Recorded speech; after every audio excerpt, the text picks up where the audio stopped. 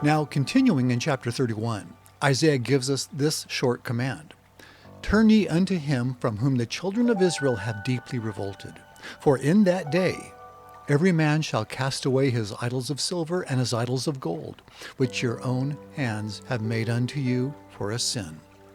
Looking back, we see that Isaiah is still speaking of that day when the Assyrian invades the promised land, and when covenant people are still seeking protection from Egypt rather than from God. They still don't trust the Lord's power or willingness to keep his promises. But Isaiah is firm. He says, God does not call back his words. He will rise up against the house of the wicked and against the allies of evildoers. In Isaiah's day, Assyria did invade Judah a few years later.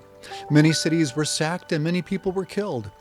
But this prophecy also pertains, and perhaps mainly pertains, to the last days.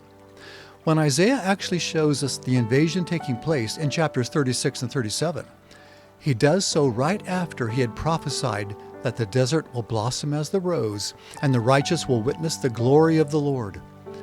In other words, Isaiah was thinking of the last days when he wrote this. Like Nephi and Moroni, he saw our day. And also like them, he was writing to us, for us. And what does he say next? He says, Turn ye unto him from whom the children of Israel have deeply revolted.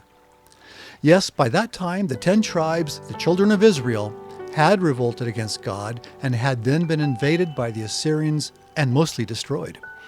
But the next verse was still not all fulfilled. He said that every man shall cast away his idols of silver and his idols of gold. At that time, even during the invasion, silver and gold had real value.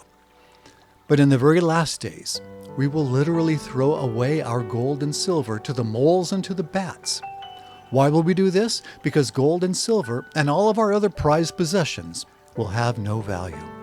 Because of the crushing earthquakes and shattered economies, only necessities like food and water will have value. All of our modern idols, wealth, large homes, beautiful cars, entertainment, etc., will be meaningless when we're fighting to stay alive. Although these things have their uses today, if we put them before God, they will prove to be unto us a sin and a great hindrance.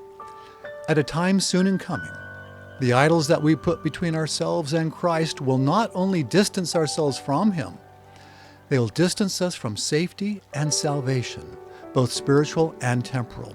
This is a different way of thinking, a different way of living, and the sooner we put Christ first in our lives today, the better we will be able to survive and flourish in the hard days to come.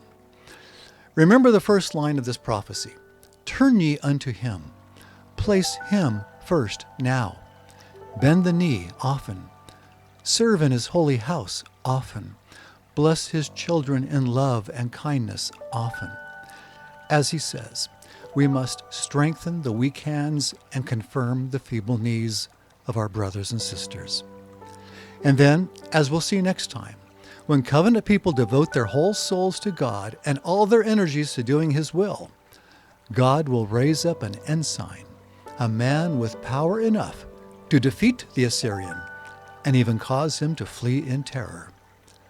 I'm Curtis Taylor with the Words of Isaiah.